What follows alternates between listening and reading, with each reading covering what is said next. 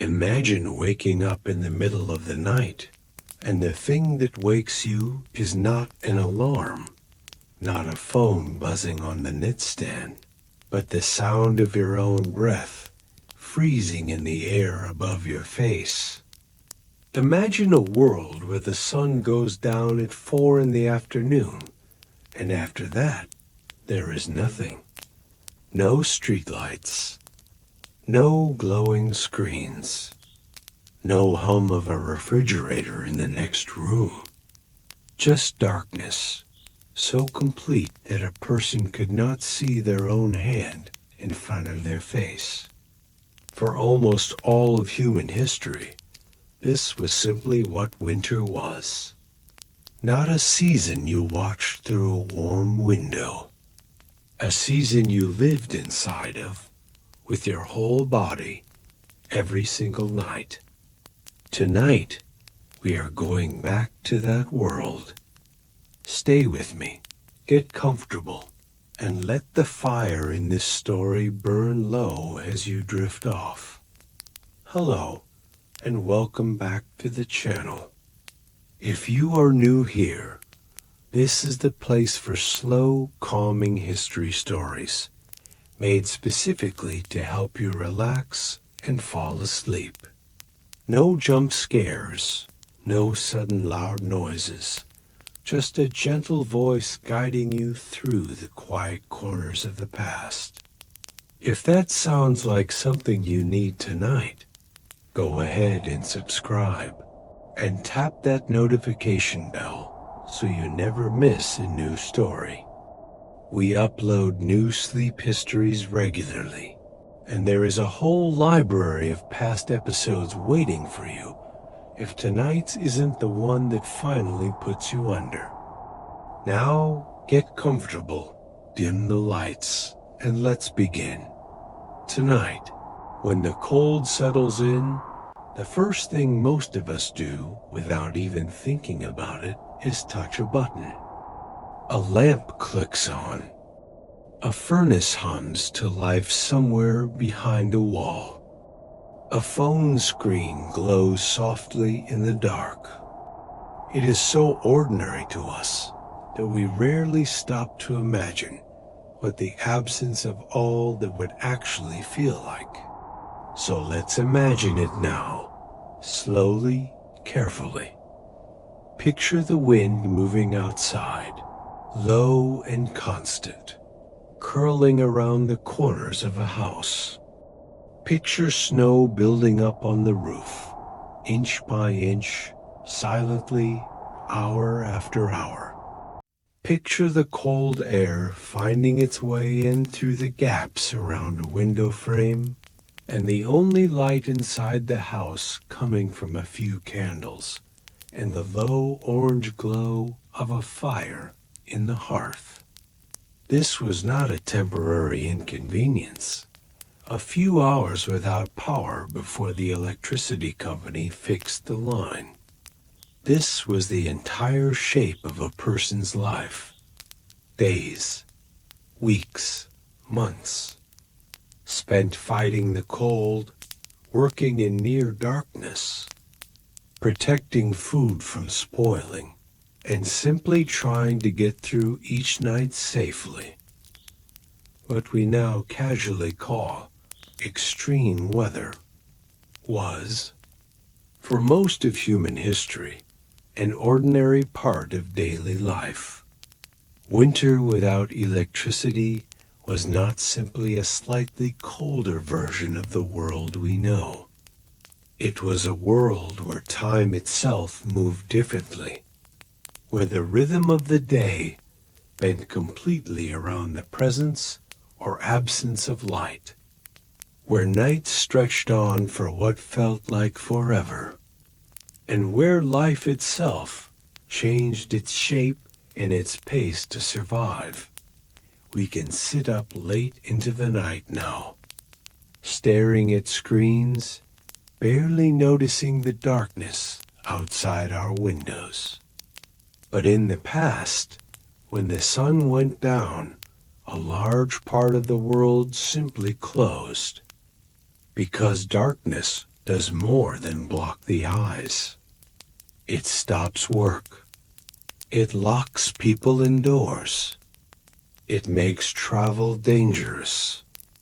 And it can turn a small mistake into something fatal. For people living in the far north, in the coldest regions, winter sometimes became something closer to a test of survival itself. Whether a family made it through to spring often depended entirely on what they had done months earlier in autumn.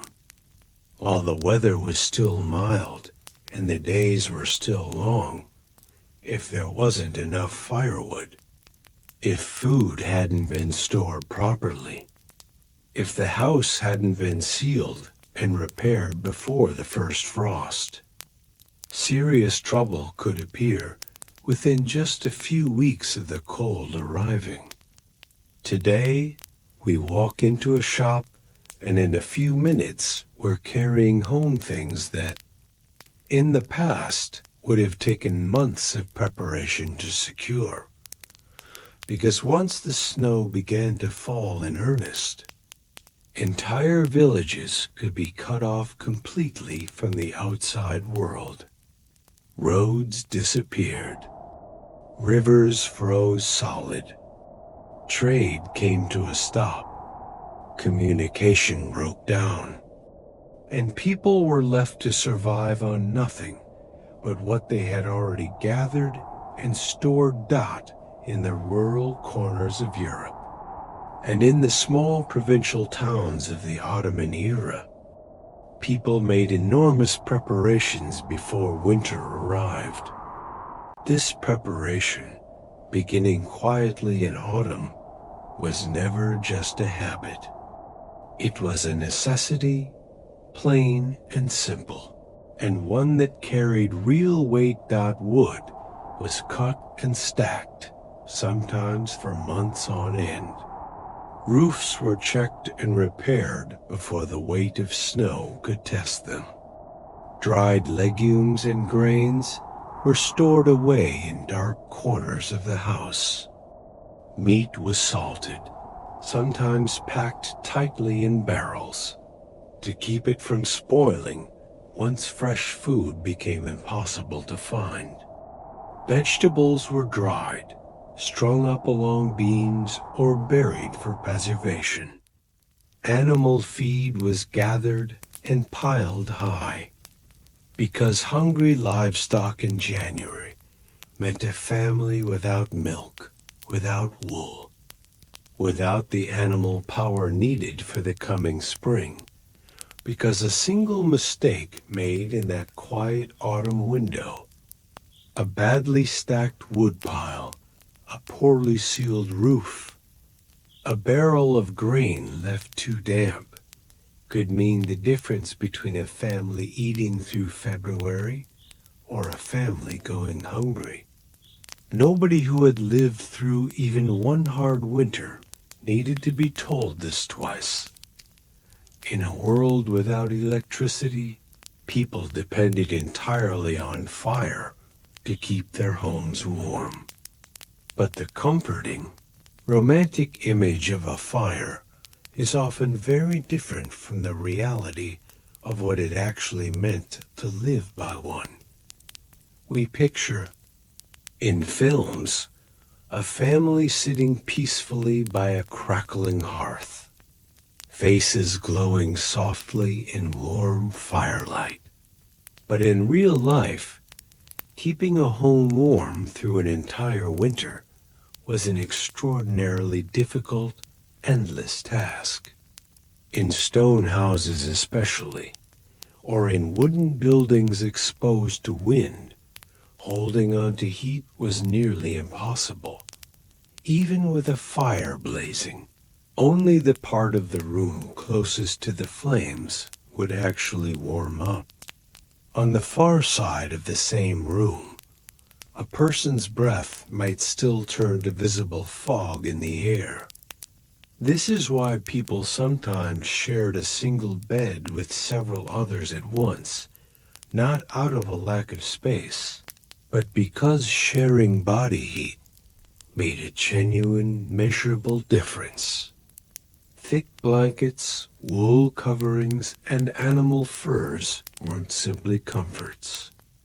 They were survival tools, and firewood itself was never easy to come by.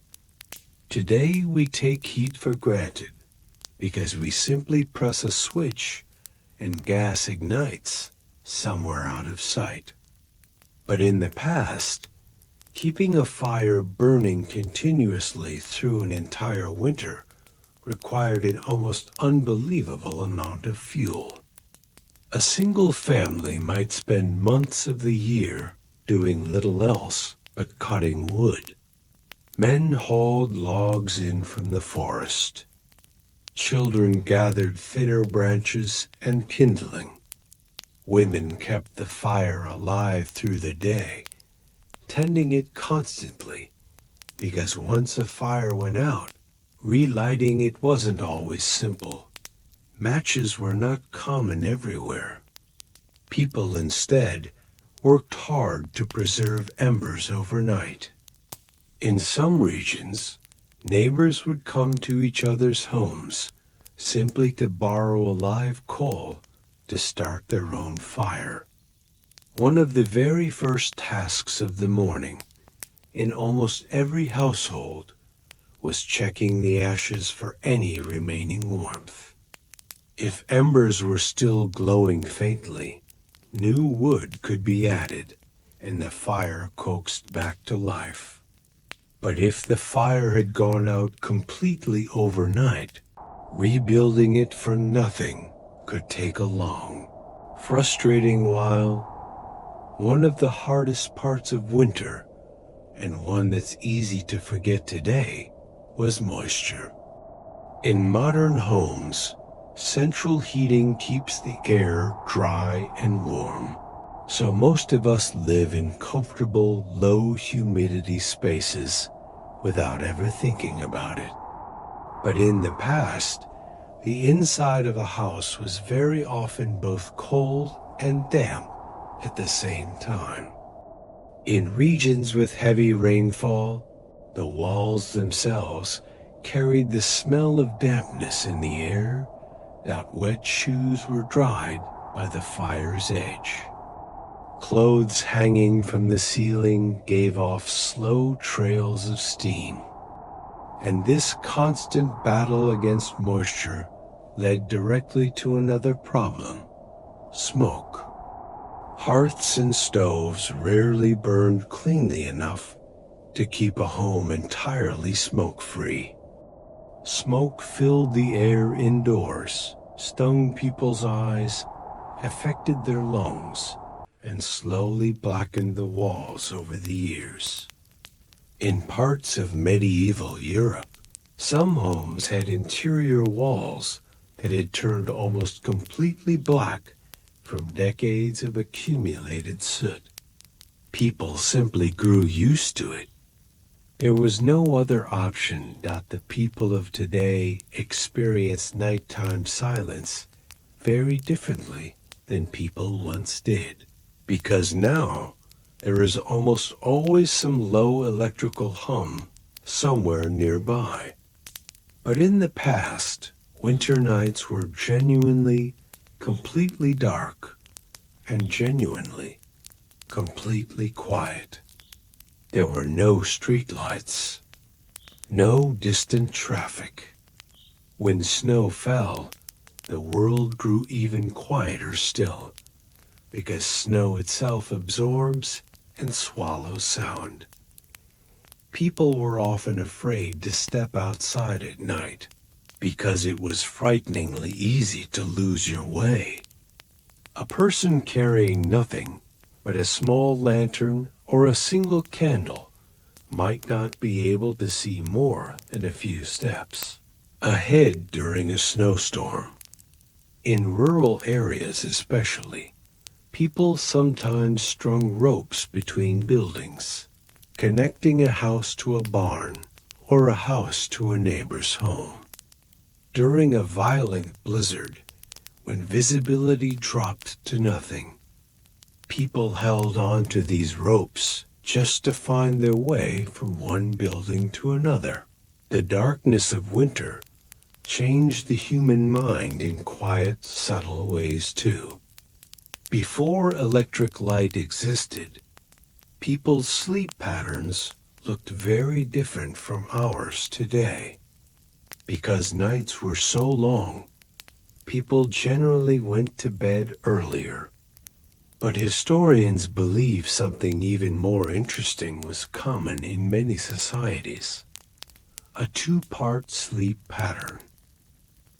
People would fall asleep a few hours after dark, wake naturally somewhere in the middle of the night, and remain awake for a stretch of time.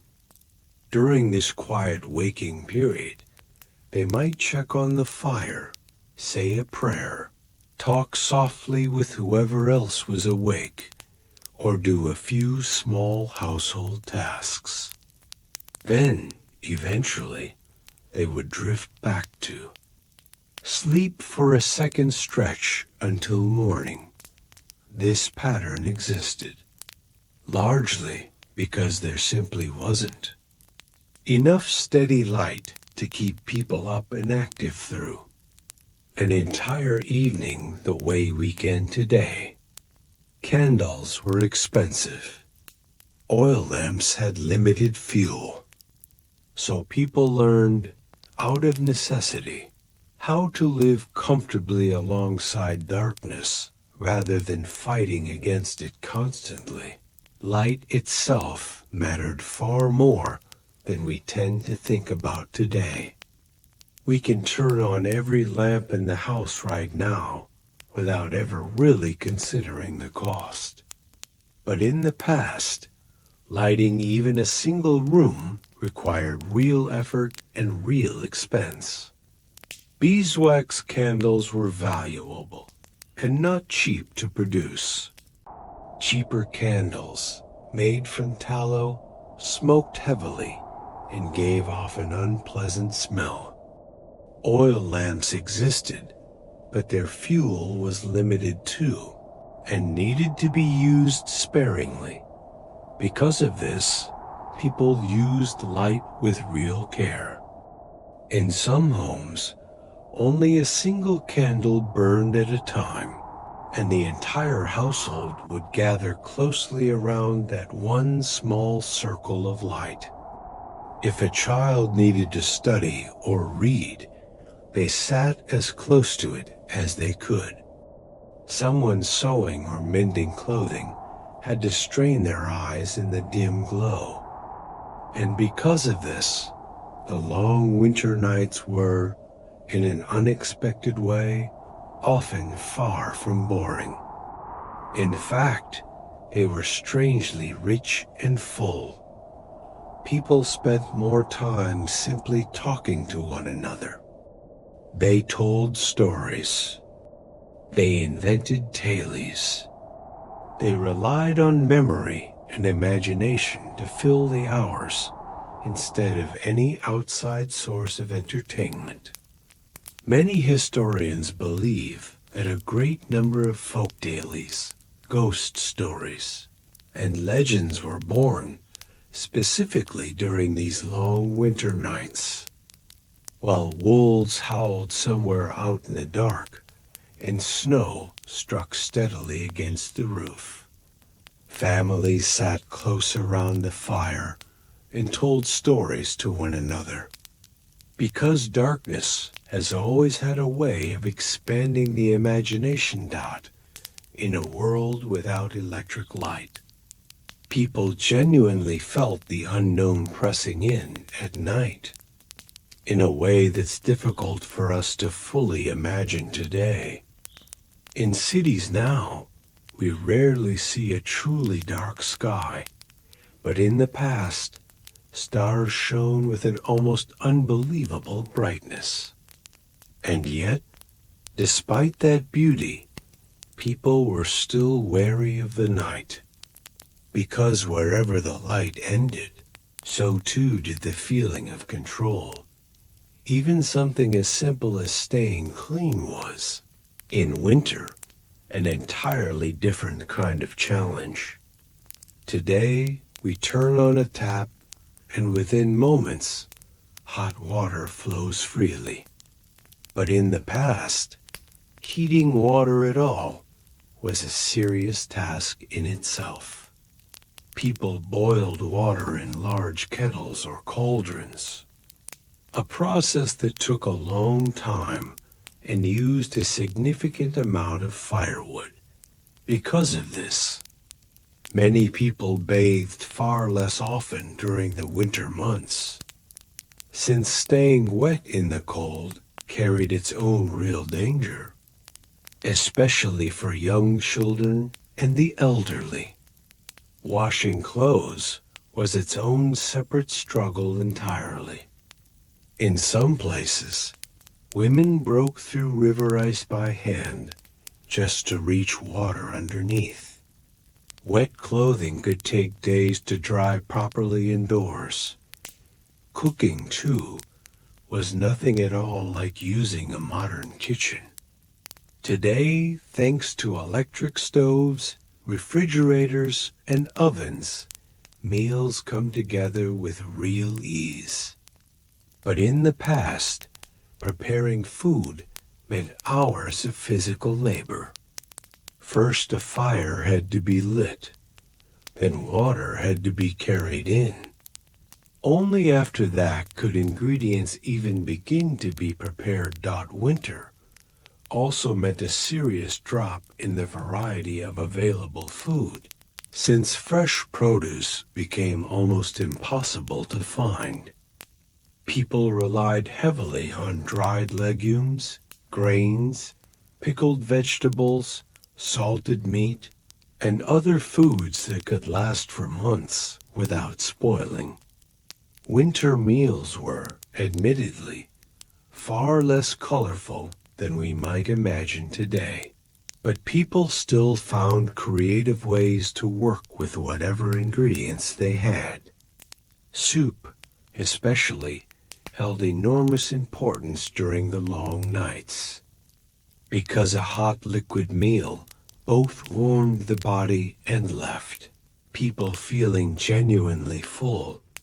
But one of the greatest struggles of all was simply keeping food from spoiling.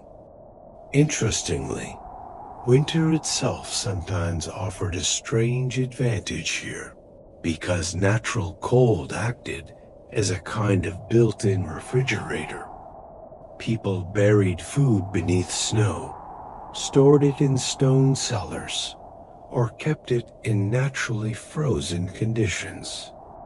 But if the weather suddenly warmed, real problems could follow quickly, especially with meat, which spoiled fast. This is exactly why people developed smoking and salting techniques, methods refined over generations, simply to make food last just a little bit longer. Throughout the winter, one worry sat constantly in the back of people's minds. Would there be enough food left to make it to spring? Because hunger, in the past, was never an abstract fear. It was a very real and present danger. Some years, winter arrived so harshly that people couldn't leave their homes at all for extended stretches. During the period historians call the Little Ice Age, rivers across Europe froze solid, crops failed outright, and entire regions faced serious, sustained famine. The Thames River in London famously froze over completely in certain years, solid enough that people set up entire frost fairs directly on top of the ice, complete with vendors and stalls. But behind that picturesque, almost magical image lay serious economic hardship. Cold weather meant crops didn't grow. Livestock died in large numbers. And because there were no modern heating systems to fall back on, Many people froze to death simply trying to survive the season. During the Ottoman period as well, winter looked very different, depending entirely on where you happened to live. Even in Istanbul, harsh winters occurred regularly. But in the higher regions of Anatolia, life during winter grew considerably harder still. People built their homes from thick stone, kept windows deliberately small, and worked constantly to hold on to whatever warmth they could inside in some villages. Animals were kept on the ground floor of the home, directly beneath the family's living space, because the animal's own body heat helped warm the floor above, even if only slightly.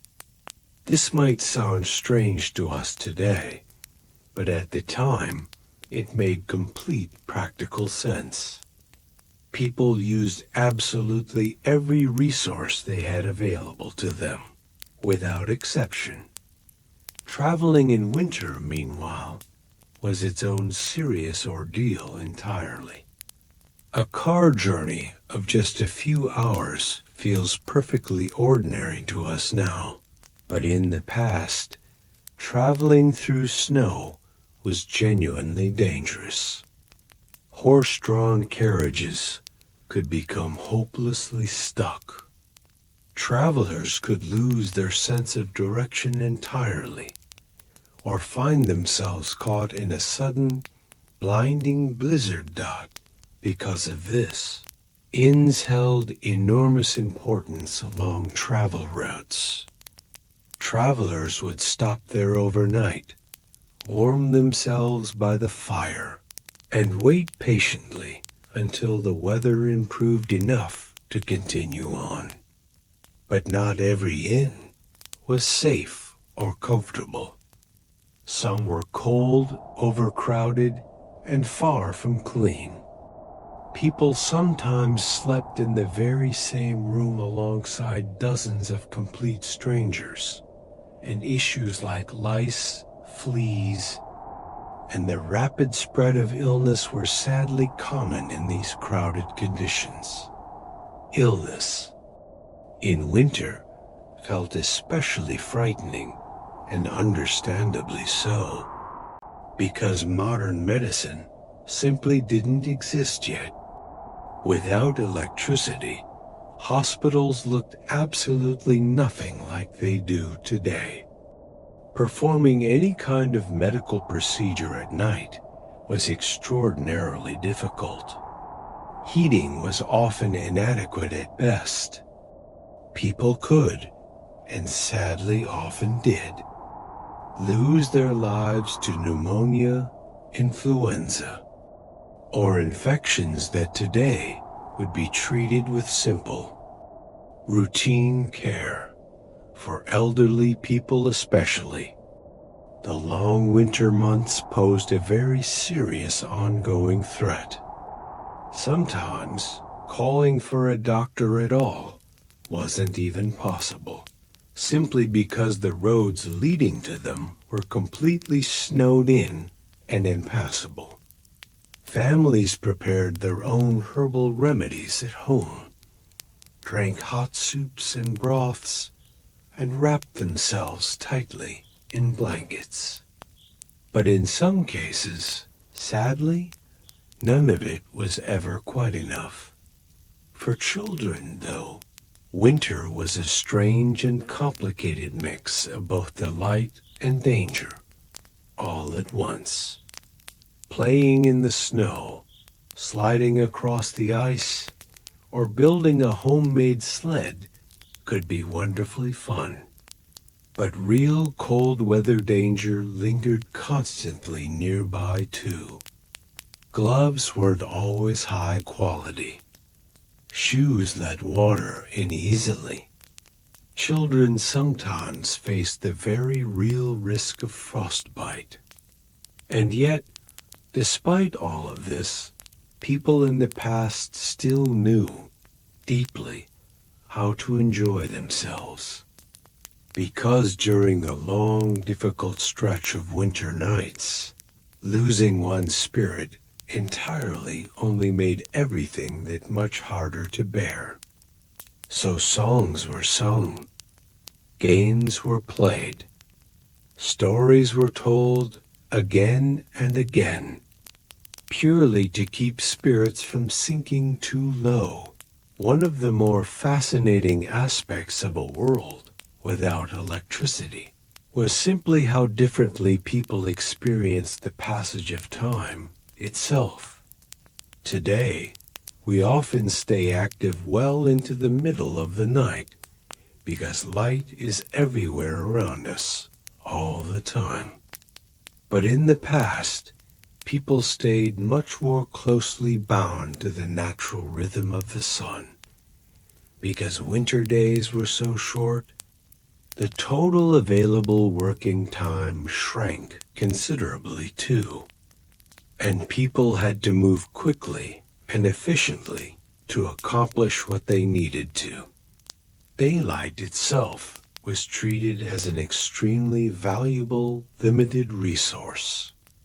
On a morning when the sun rose late, everyone in a household would try to begin their work as early as humanly possible, because once darkness fell again, most work simply had to stop entirely. Animals, too, sat right at the very center of winter life. A family's single cow or a lone goat wasn't just an animal kept for its own sake. It was a direct and essential source of survival, providing milk, meat, wool, and physical labor, all in one. Because of this, people worked hard to protect their animals from the cold. Barns were carefully prepared, hay was stored deliberately, and every precaution was taken to keep animals from freezing. Because if even one single animal died, it could sometimes mean genuine, lasting economic ruin for an entire family. Because people traveled far less during the winter months, the entire rhythm of social life shifted along with it. In most regions, weddings were held in spring or summer instead, simply because travel was so much easier then. Winter, by contrast, became a season of turning inward. People stayed indoors, made repairs around the house, knitted, mended fishing nets, or quietly planned ahead for the coming season.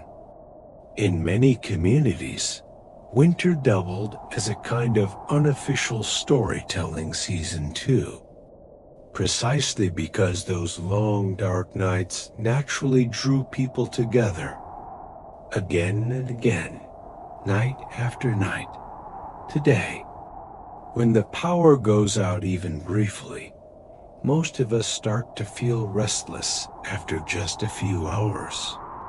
A phone battery dropping low can make us genuinely anxious.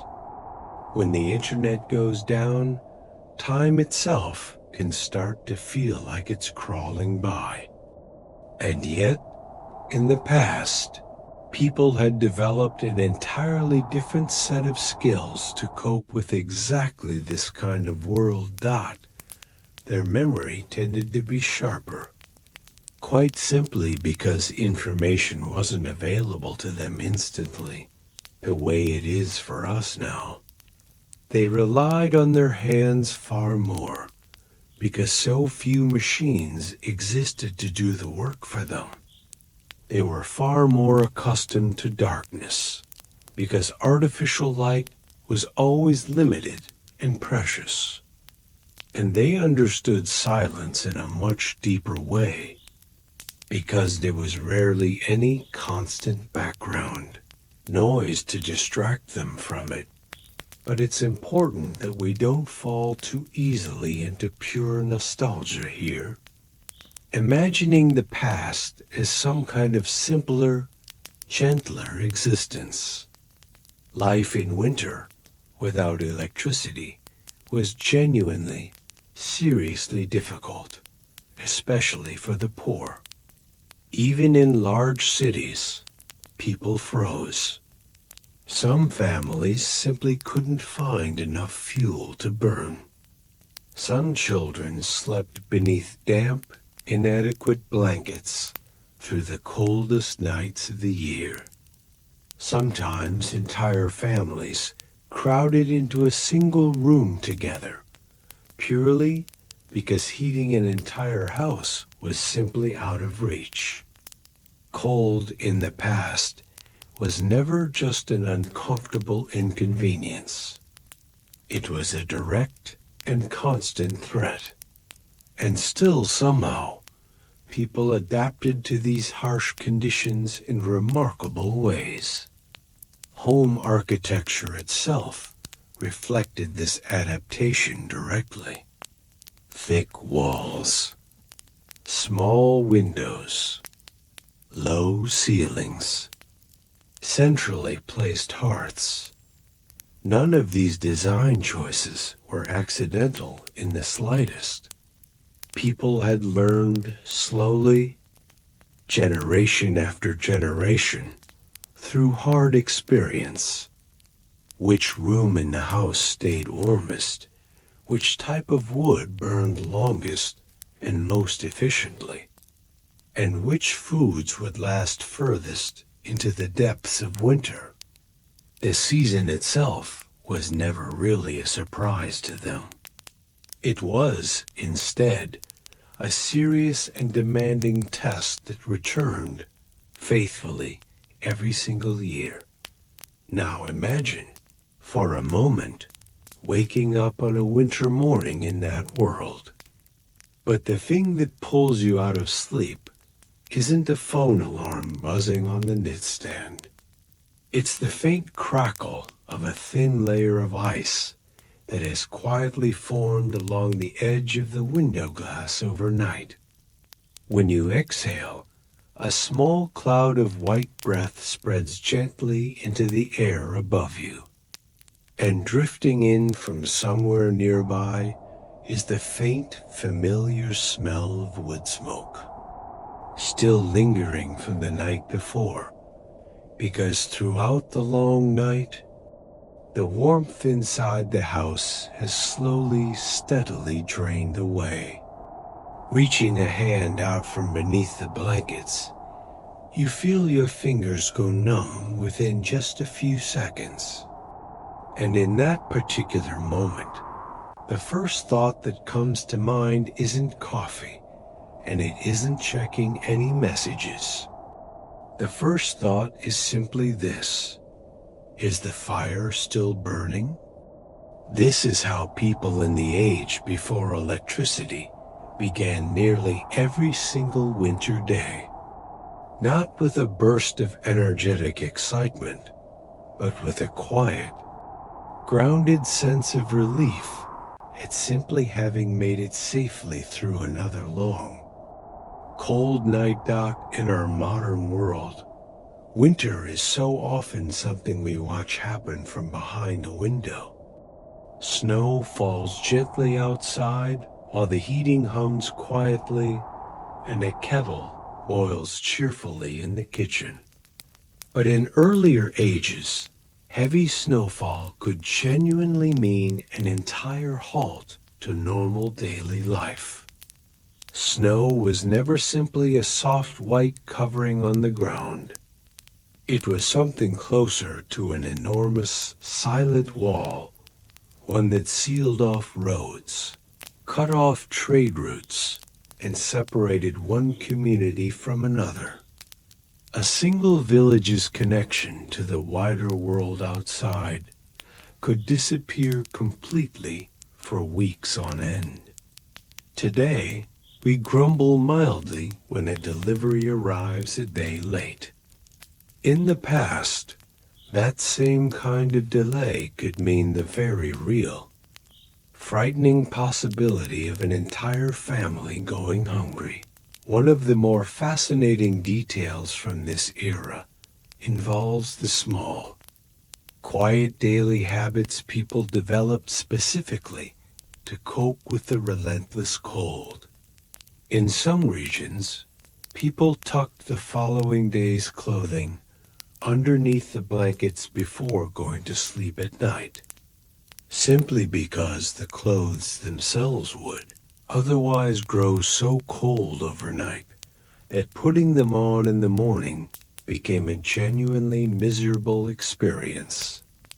In certain areas, people even stuffed straw inside their shoes, not purely for warmth, but because leather shoes could stiffen up almost like solid stone overnight, and forcing a foot into a frozen shoe the next morning was often quite painful dot in homes without electricity. Silence during winter nights wasn't always the peaceful, comforting kind of silence we might imagine today. During heavy snowfall in particular, an unusual heavy stillness would settle over everything, and this could feel unsettling rather than calming. Familiar outdoor sounds simply vanished. No carriage wheels, no distant market noise, no voices carrying from somewhere down the road. Only every so often, the faint sound of snow sliding gently off a rooftop, or the low, steady moan of wind pushing through a chimney. And it's precisely because of this that so many people in the past struggled to sleep fully soundly through the night. In the darkness, they simply couldn't be entirely sure what was out there. Was that a wolf moving somewhere nearby? Was something approaching the door? Had one of the animals in the barn simply grown restless for no reason at all? These weren't always easy questions to answer with any real certainty dot in some old houses. People made a habit of turning water containers upside down before going to bed for the night, purely because the temperature indoors could drop so severely that the water might freeze solid by morning.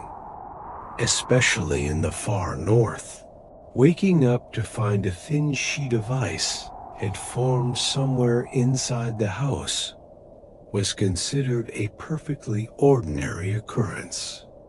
Frost would spread delicately across the inside of window glass, forming intricate patterns that today we might consider beautifully decorative.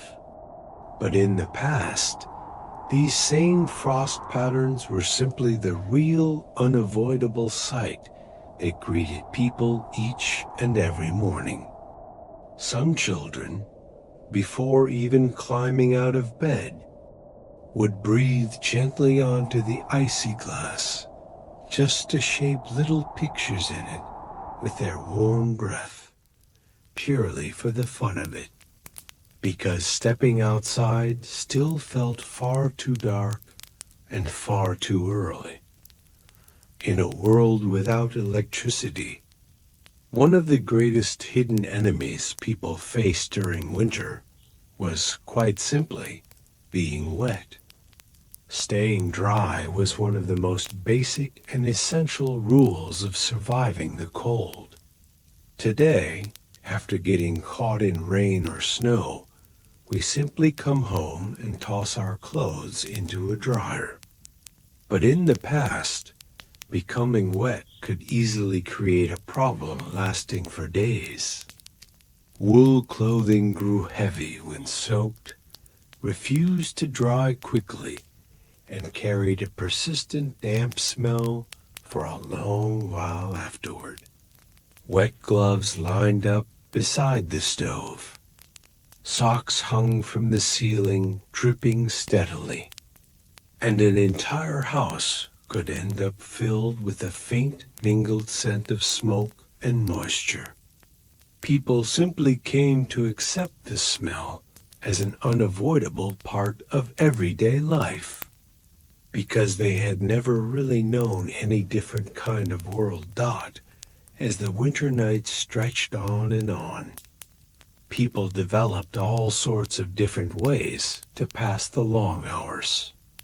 Some carved small objects from wood.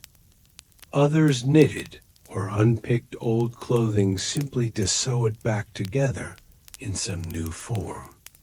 Women, in particular, produced an extraordinary amount of handmade work throughout the winter months, because warm clothing was always needed, constantly and continuously. Gloves wore through. Socks developed holes again and again. Simply walking to a shop to buy a replacement wasn't really an option the way it is for us today. Even mending a single sock properly was considered genuinely valuable. Meaningful work. Another curious habit people developed over time was memorizing the small pockets of warmth scattered throughout their own homes, because not every corner of a room held the same temperature.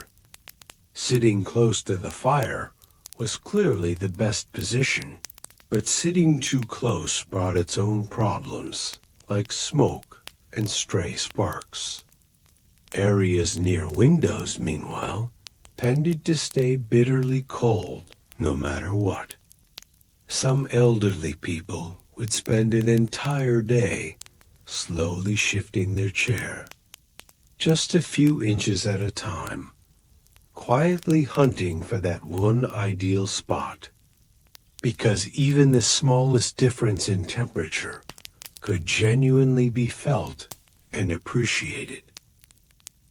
When it came time to actually go to sleep at night, people layered themselves far more heavily than we typically do today. It wasn't just a single blanket. Sometimes it was several woolen coverings layered one on top of another, mixed together with pieces of fur and heavier fabrics besides. In some regions, people placed a heated stone inside the bed before lying down for the night. The stone would first be warmed carefully by the fire, then wrapped snugly in cloth, and finally tucked down near the feet. People believed, quite reasonably, that a genuinely cold bed could actually make a person sick. And interestingly enough, this method really did work rather well. It functioned essentially as a very early, very simple version of the modern hot water bottle. We rarely think about it today, given how common electric lighting has become. But in earlier ages, moonlight itself carried enormous practical importance. On a full moon, people found it noticeably easier to move around safely at night. Some journeys, in fact, were deliberately planned around the timing of the moon's cycle, simply because trying to walk any real distance by the light of a single small candle was extremely difficult. When snow fell, the entire landscape took on an unusual appearance. Because white snow reflects light so effectively, even nighttime scenes grew subtly brighter than usual. Some people found this glowing, silvery scene genuinely enchanting. Others found it faintly unsettling instead, because the strange shadows that formed across the surface of the snow could easily give a person the persistent, uneasy feeling that someone or something was moving nearby. During the winter months, questions surrounding food were never simply about satisfying physical hunger. There was a genuine psychological dimension, too. People grew tired of eating the exact same foods, week after week, for what felt like an endless stretch of time. Just imagine it. Weeks and weeks of similar soups, similar bread, similar dried, preserved ingredients, over and over again. Fresh fruit was almost entirely unavailable. Fresh greens were exceedingly rare. Because of this, in many communities, small feasts held partway through the winter season became genuinely important sources of morale. Honey, warm drinks, or specially preserved treats saved carefully for the occasion could noticeably shift and lift the mood of an entire household. In the age before electricity, even the very smell of winter itself was distinctly different from what we know today. In modern cities, the dominant scent tends to be exhaust fumes mixed with concrete and asphalt. But in the past, winter meant, above all else, the smell of wood smoke. Early each morning, a faint haze of smoke would spread gently across an entire neighborhood, because nearly every single household was busy lighting its own fire at more or less the same time. This particular smell worked its way into people's clothing and settled quietly into their hair as well. Some historians even suggest that the persistent winter haze commonly seen hanging over old towns and cities was caused, in large part, by the smoke rising from thousands of individual home fires, all burning steadily at once. Another intriguing detail involves the deep, practical relationship people once had with water itself. Today, we simply turn on a tap without a second thought. But in the past, fetching water was genuine, demanding physical labor. And in winter, this task grew significantly harder still. Because wells could freeze over entirely, buckets developed thick layers of ice, and people were often forced to walk across dangerously slippery ground just to complete a simple, everyday chore. Fetching water, especially early in the morning, required a real and genuine kind of courage. Hands would go numb within moments. Touching bare metal surfaces could cause real, sharp pain. It's genuinely strange to consider, from where we sit today, just how completely dark the streets of old cities once became at night. Now, our cities glow brightly through the entire night without pause. But in the past, aside from a handful of especially wealthy households, there was no real serious outdoor lighting at all. People walked with handheld lanterns instead. When a strong wind picked up, they would tuck the small flame protectively inside their coat, doing everything they could to keep it from being snuffed out entirely. A single sudden gust could plunge an entire street into total, impenetrable darkness within seconds. Throughout the long winter months, one of the things people spent the most time doing, quite simply, was waiting. Today, we live in a state of nearly constant motion. But in the past, people were often forced to wait patiently, sometimes for hours, and occasionally for entire days on end, simply for the weather itself to improve. During the heaviest snowstorms especially, stepping outside at all could feel like a genuinely reckless decision. In moments like these, people would sit quietly by the window, watching the storm, hoping earnestly for the wind to shift direction, and mentally calculating, again and again, exactly how much food remained in the house. Because the moment contact with the outside world was severed, a person's mind would almost immediately begin running careful inventory calculations without even really meaning to. Even the sound of food itself was subtly different in winter, in ways we rarely consider today. In severe cold, bread could turn nearly as hard as stone.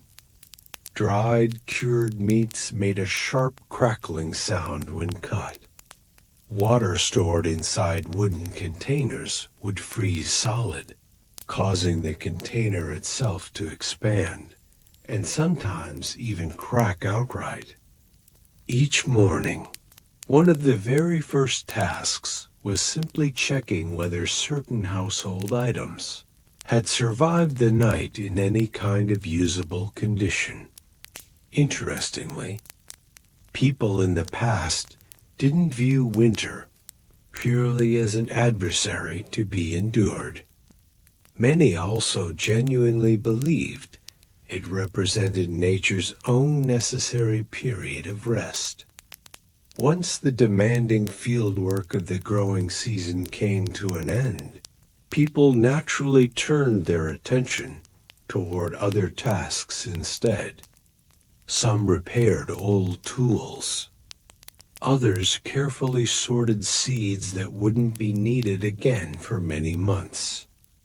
And some people simply sat together for long stretches, quietly talking.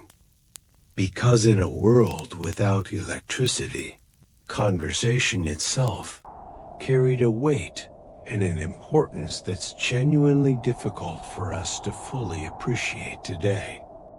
People couldn't silently scroll through a phone screen to pass the time. They needed each other, directly and continuously, simply to make the hours pass. On especially bitter nights, people would check the water buckets sitting in their room one final time before finally settling down to sleep, sometimes draping a thin cloth over its surface, simply because the top layer might well freeze solid by morning otherwise. In certain regions, people kept a candle burning throughout the entire night, not primarily for the light it gave off, but for the faint trace of warmth it provided instead. Even the smallest, most modest little flame could offer a surprising and genuine sense of psychological comfort. One of the greatest daily struggles throughout winter involved simple footwear. Without modern, insulated boots, people frequently found themselves walking through snow for hours at a stretch, and their feet would inevitably grow damp along the way. Wet feet meant a very real heightened risk of illness. Because of this, in some communities, people packed dry straw inside their shoes, since the straw helped absorb moisture while also offering a small measure of extra insulation. In the colder northern regions especially, fur-lined footwear was considered a genuinely valuable possession, one not every family could easily afford. Once night properly fell, people used their available light with extraordinary care. Today, we leave a lamp burning by accident without a second thought. But in the past, letting a single candle burn unnecessarily could reasonably be considered a wasteful extravagance. Because of this, many people learned, out of pure practical necessity, to move through near total darkness with real confidence and ease. They knew the layout of their own homes entirely by heart. How many steps to the table? Exactly where the wall began. Which particular corner needed to be avoided carefully, because relying constantly on artificial light simply wasn't a realistic option available to them. Outside, in winter, the wider world could sometimes feel almost entirely foreign and unfamiliar, even to people who had lived in the very same place their whole lives. This was especially true on the mornings that followed an unusually heavy snowfall. Roads simply vanished beneath the snow. Fences disappeared from view entirely. Familiar stone paths and pavements were completely swallowed beneath a thick, unbroken white covering. People learned to navigate primarily using trees, chimneys, and the distinctive shapes of rooftops instead. In some villages, snow occasionally piled up so severely that people were forced to climb out through a window simply to get outside at all. In this same world, before electricity, people showed remarkable, genuine patience when it came to hot food, because meals were never instantly ready the way they often are for us today. Soup took a long while to properly come to a boil. Meat needed hours of slow, careful cooking, requiring the fire to be tended and monitored constantly throughout. The fast, convenient eating habits so common in our world today simply didn't exist back then.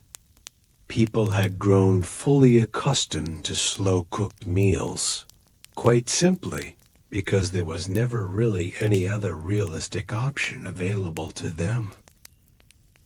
On certain nights, people made a deliberate choice to stay awake later than usual, not for the sake of entertainment, but purely to keep a careful watch over the fire.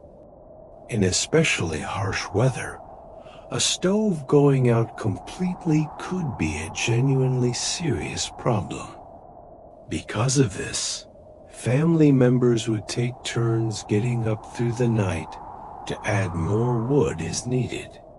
Just imagine it for a moment. Someone rising at 3 in the morning, climbing out from beneath the warm blankets, stepping barefoot onto a cold floor, quietly stirring the fire back to life in the dark, and then finally returning to bed once again. Today, this sounds like an exhausting, unwelcome burden. But in that era, it was simply an ordinary, expected part of life. One of the more striking, memorable images from this world involved something as simple as human breath.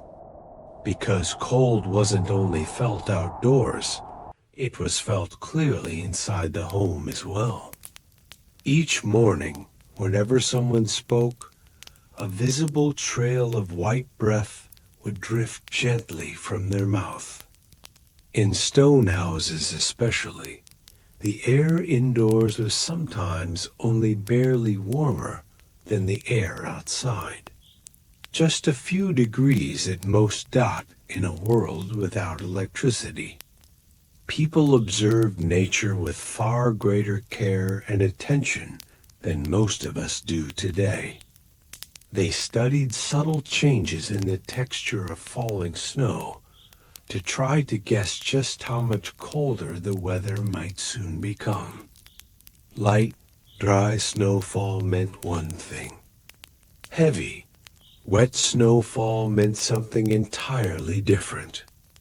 Smoke settling low and sinking down toward the ground was often taken as an early sign that a harsher, cold snap was quietly approaching.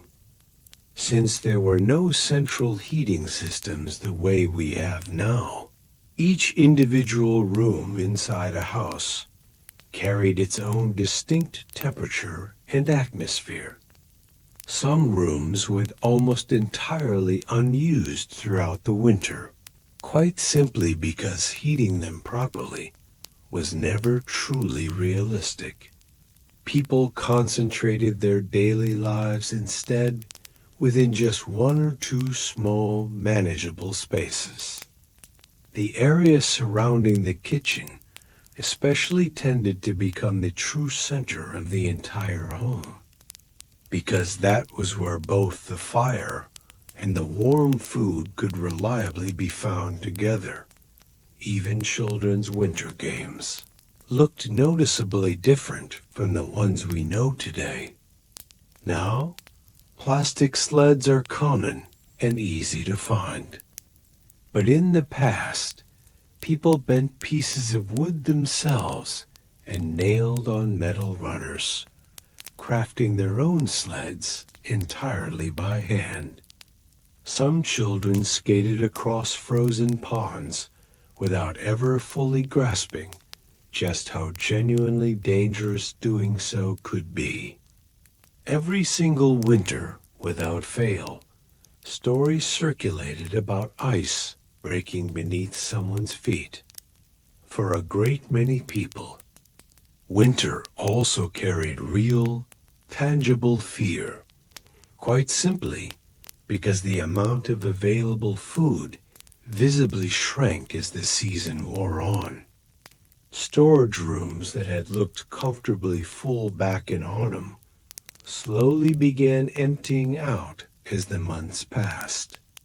People calculated their remaining supplies with real care, and often set aside certain particular foods specifically for the harshest days, still yet to come dot in a world entirely without electricity. Night truly was dark, in every sense of that word. It's genuinely difficult for a modern person to fully picture just how dark.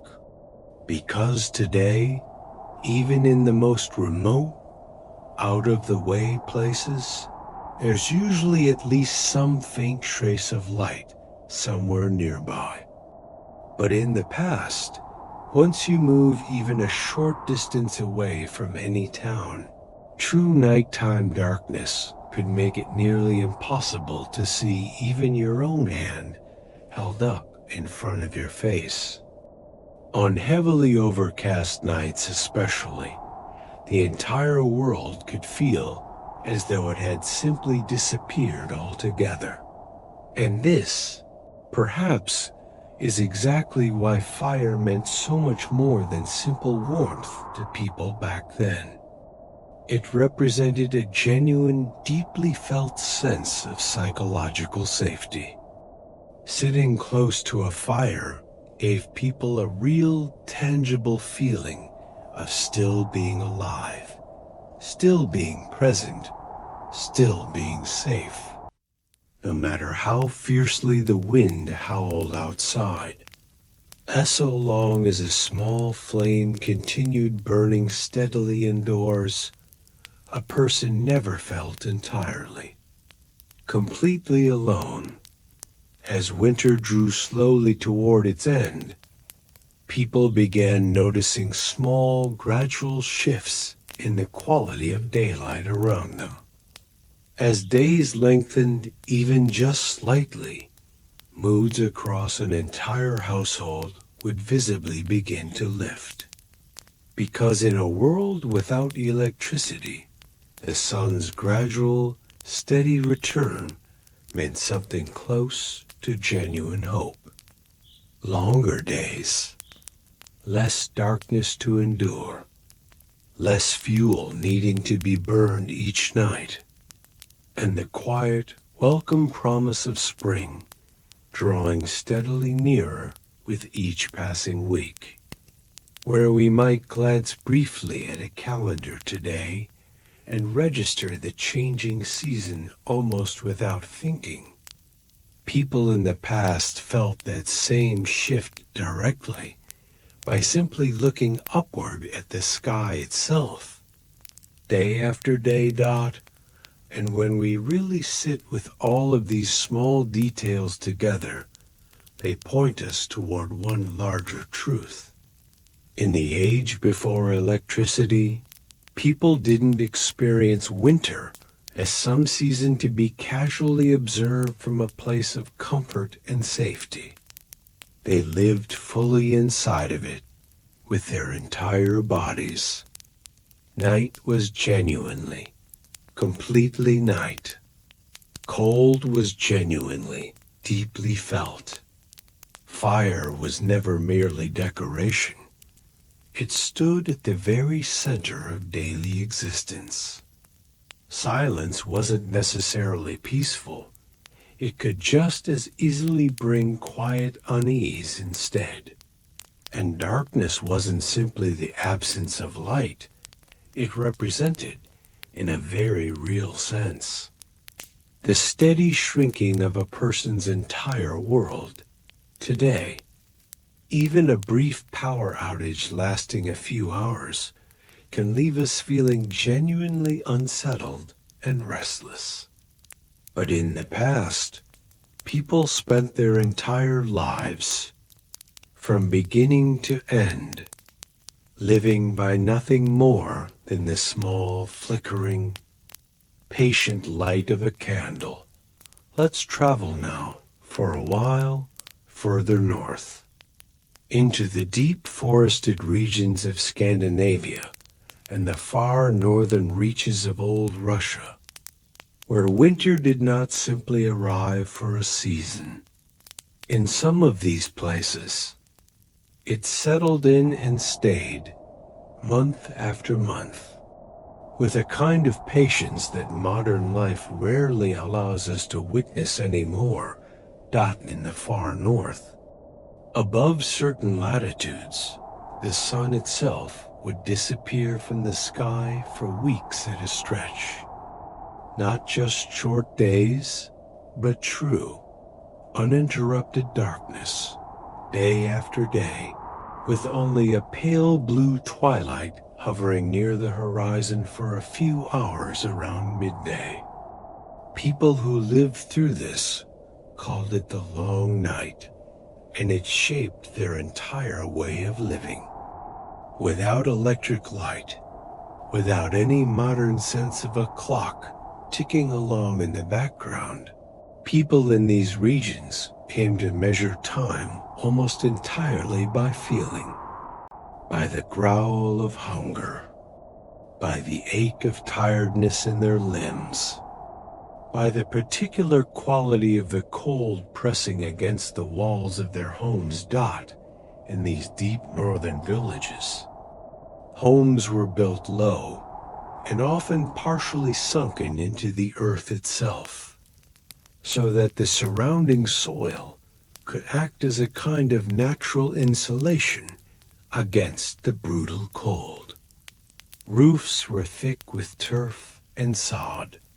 Small windows, sometimes covered only with a thin, stretched membrane rather than glass, let in only the faintest hint of the pale outside light.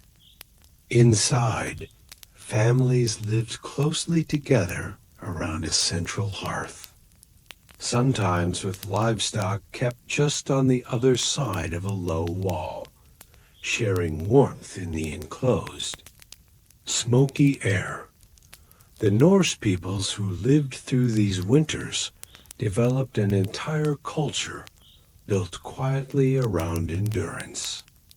Long sagas were recited slowly across many nights, a single story sometimes stretching out over an entire week of evenings. a little more revealed each time the family gathered by the fire. Woodworking, weaving, and the careful repair of tools filled the long hours of darkness. And outside, when the weather allowed it, something extraordinary sometimes appeared in the sky.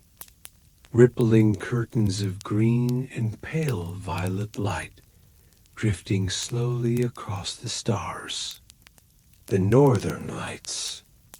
To people without any scientific understanding of solar wind or charged particles, this shifting, silent light overhead felt like something between a warning and a message. Many communities wove entire belief systems around its appearance, seeing it as the spirits of the dead or omens of change still to come. Further to the east, across the vast plains and forests of old Russia, winter arrived with its own particular character, one shaped by scale as much as by cold. Distances here were immense. Villages could sit many days' travel apart from one another. And once the snow came in earnest, entire regions could feel as though they had been quietly erased from the map. Rivers, which served as vital trade routes and pathways for much of the year, froze completely solid, and in a strange twist, this actually made travel easier for a while, since sledges could glide swiftly across the smooth ice in a way that summer roads, thick with mud, never allowed. Entire winter markets sprang up on the ice of frozen rivers. Merchants setting out their goods atop the frozen surface. A temporary town built entirely on ice that would vanish again the moment spring arrived. But this same frozen world could turn deadly with very little warning. A sudden thaw or a poorly judged crossing could send a loaded sledge crashing through ice that only appeared solid. Villagers learned, through hard experience passed down across generations, to read the subtle color and texture of ice before ever trusting their weight to it. Dark, clear ice was strong. Cloudy, whitish ice was treacherous and best avoided entirely. Inside Russian peasant homes, an enormous masonry stove, known as a pek, dominated the interior of the house entirely. This stove burned slowly through the day, radiating heat gently for hours afterward. And family members would often actually sleep on top of it during the very coldest nights, using its broad, flat surface as a warm sleeping platform above the rest of the room. Children, in particular, were given the warmest spot on the stove, while elders and the sick were also placed close by. Since the difference between the stove's warmth and the rest of the room's chill could genuinely mean the difference between comfort and serious danger. Outside, wolves moved through the forests in increasingly bold and hungry packs as the winter deepened and prey grew scarce. Travelers moving between villages sometimes carried torches specifically to keep the animals at a distance. And stories of narrow escapes on lonely winter roads were told and retold by firesides for generations afterward, gradually becoming legend. In the high mountain villages of the Alps, and in similarly steep, isolated regions elsewhere, winter carried its own distinct and separate character altogether. Here, the danger wasn't simply the cold itself, but the mountain's terrain, transformed entirely by heavy snowfall into something unpredictable and sometimes lethal. Avalanches were a constant, quiet fear hanging over these communities. A loud noise, a sudden shift in temperature, or even the simple, ordinary weight of fresh snow accumulating on a steep slope could set enormous quantities of snow thundering down into a valley below, burying homes, roads, and unlucky travelers alike within moments. Villagers developed an intimate, careful knowledge of which slopes were safe to build near, and which paths should never be used once the snow grew too deep. This knowledge was passed down carefully, from parent to child, generation after generation, because a single mistake could cost an entire family's life, because many of these mountain villages were cut off almost entirely from the outside world for months at a stretch. Self-sufficiency became something close to an art form. Every single household stored not only food, but also fuel, spun wool, tools, and medicine, anticipating an isolation that might easily stretch on for 4 or 5 full months without a single visitor arriving from beyond the valley. Livestock in these regions were often brought down from higher summer pastures well before the first true snows arrived, housed instead in barns built directly beneath or attached to the family home. This closeness between people and animals wasn't simply practical, it was also deeply social. Many long winter evenings were spent quite literally sitting near the animals, mending tools or spinning wool by lantern light while the warm, steady presence of cattle or goats just beyond the low wall provided both heat and a strange, quiet comfort. The silence in these high mountain valleys, once snow properly settled in, was profound in a way that's genuinely hard to describe. Sound itself seemed to travel differently, muffled and distant, swallowed almost entirely by the deep snow blanketing everything. Some villagers described this silence as almost sacred. Others found it heavy and faintly oppressive, a stillness that pressed in on the mind during the longest, darkest weeks of the season.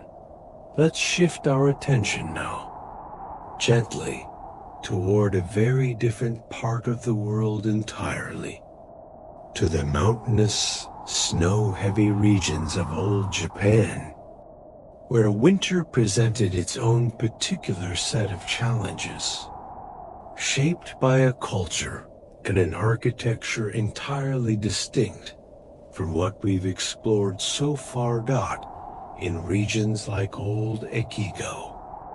Snow could fall so heavily and so continuously that homes were sometimes buried nearly up to their rooftops by the depths of winter. Traditional houses in these snow country regions were built with steeply pitched roofs, specifically designed to help snow slide off before its accumulated weight could cause a collapse. Even so, families frequently had to dig their way out through tunnels, carved directly through the snow, simply to reach neighboring homes, or even just to step outside their own front door. Inside these homes, a small sunken hearth called an irori sat at the very center of the main room, and family life quite literally organized itself around this single warm point. People sat close around it for meals, for conversation, and simply for warmth, much as families elsewhere in the world gathered around their own hearths and stoves. A hanging pot suspended above the flame simmered slowly throughout the day, providing both a source of hot food and a steady, gentle warmth to the surrounding room because paper screens, rather than solid walls, often divided the rooms of a traditional Japanese home. Keeping warmth contained was its own particular challenge. People relied heavily on thick wadded cotton garments and on a low, quilted table called a kotatsu, beneath which a small heat source was placed, with a thick blanket draped generously over the top. Families would sit together with their legs tucked beneath this shared blanket for hours at a stretch during the coldest evenings. A custom that in modified and electrified form actually continues in Japanese homes even today. Snow country communities developed their own particular rhythms and rituals around the season as well. Certain craft work, like weaving or lacquer production, was traditionally reserved specifically for the winter months. When farming work came to a natural halt, and people had, out of necessity, considerably more indoor time available to fill across the ocean, in the early colonial settlements of North America, winter presented settlers with challenges that, in many cases, caught them entirely unprepared. Many early colonists arrived from milder European climates, with only a limited understanding of just how severe and unforgiving a New England or northern winter could actually become. The first years in some of these settlements were marked by genuine, widespread suffering. Food stores, planned and gathered based on assumptions carried over from a different climate entirely, often proved nowhere near sufficient.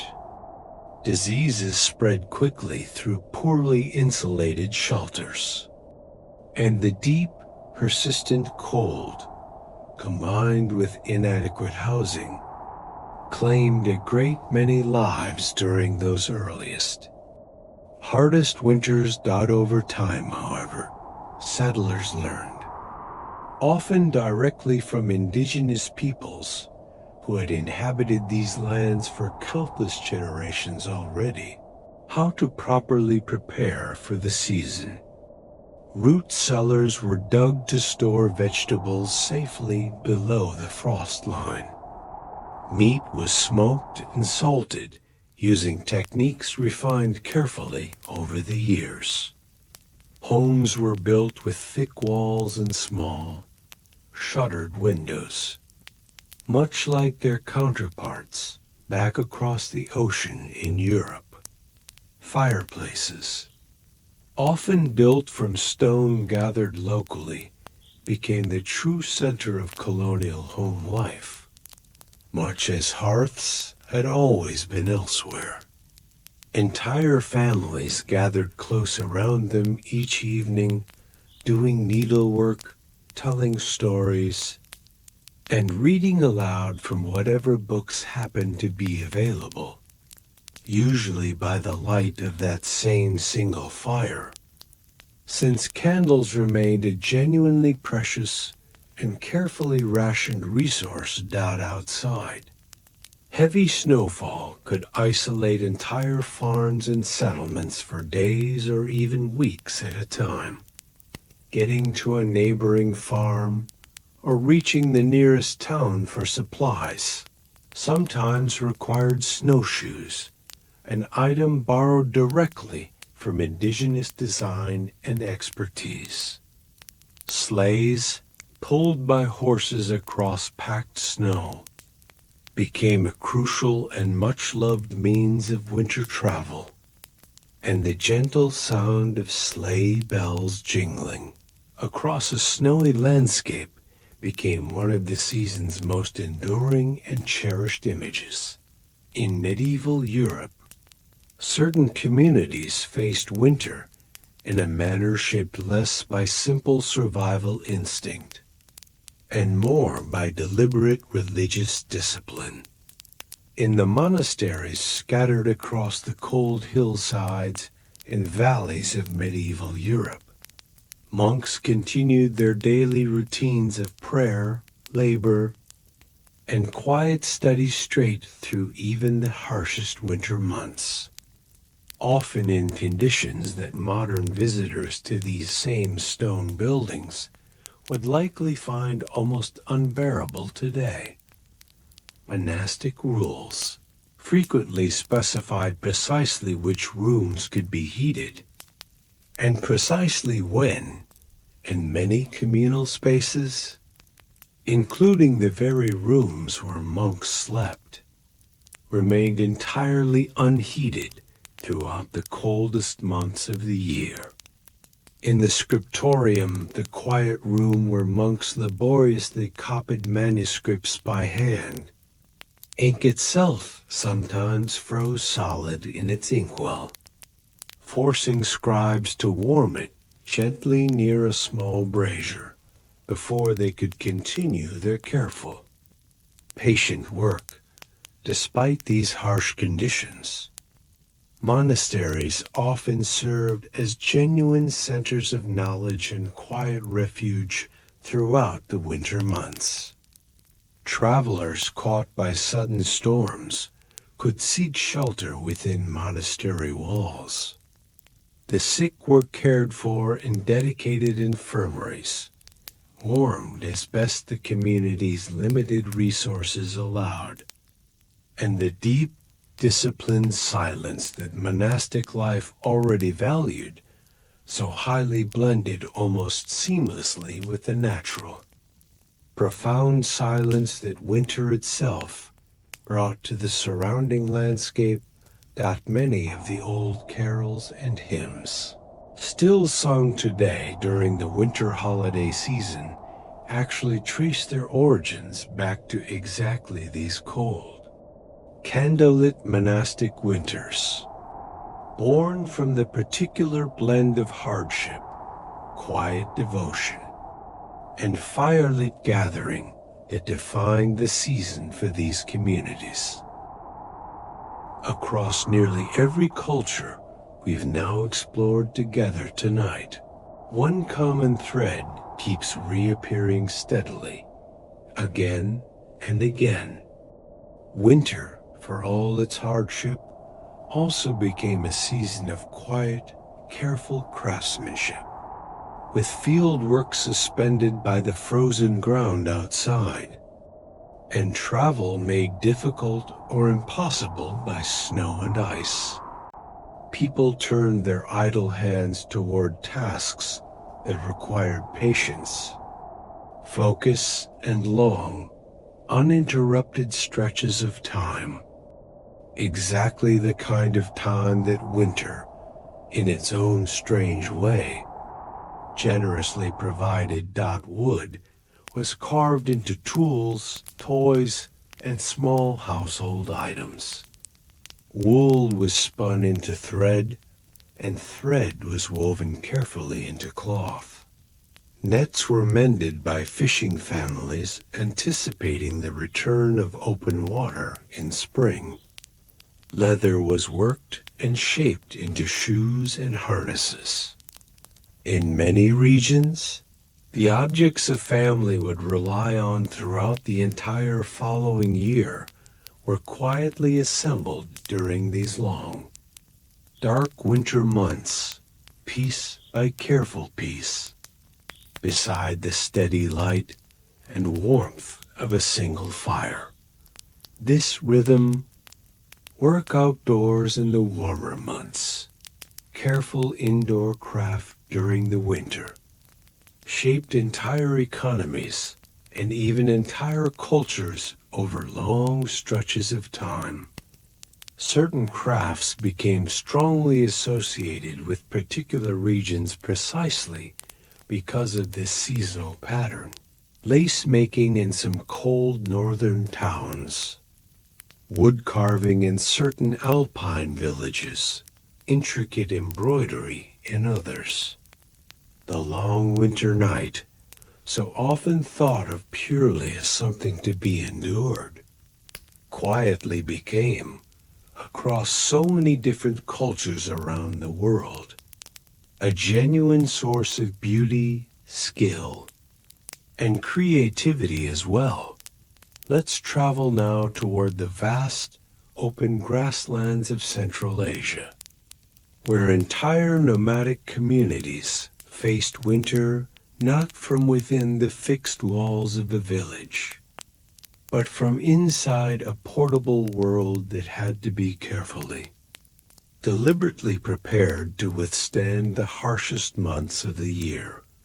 For the nomadic herding peoples of the steppe, winter meant abandoning the wide, open summer pastures and moving the entire community, tents, herds, and all, toward a carefully chosen sheltered valley or a stretch of land protected from the worst of the wind. This seasonal migration wasn't casual or improvised.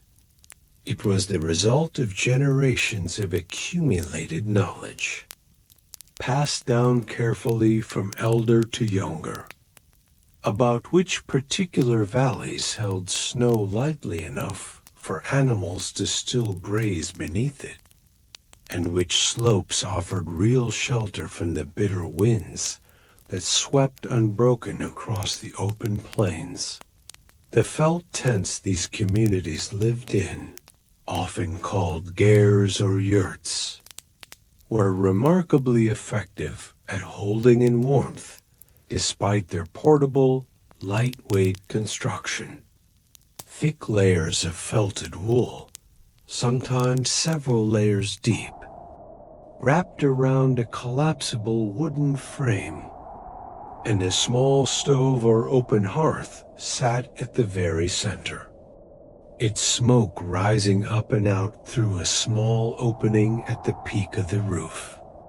Families slept close together around this central heat source, and the felt walls, renewed and thickened specifically for the winter season, could hold surprising warmth even against fierce, sustained cold. The greatest danger these communities faced wasn't simply the cold itself, but a particular kind of winter disaster known in some regions by a word that roughly translates to a white death, referring to conditions where deep snow, sometimes combined with a layer of ice underneath, prevented livestock from reaching the grass buried below. In a bad year, entire herds could starve within weeks.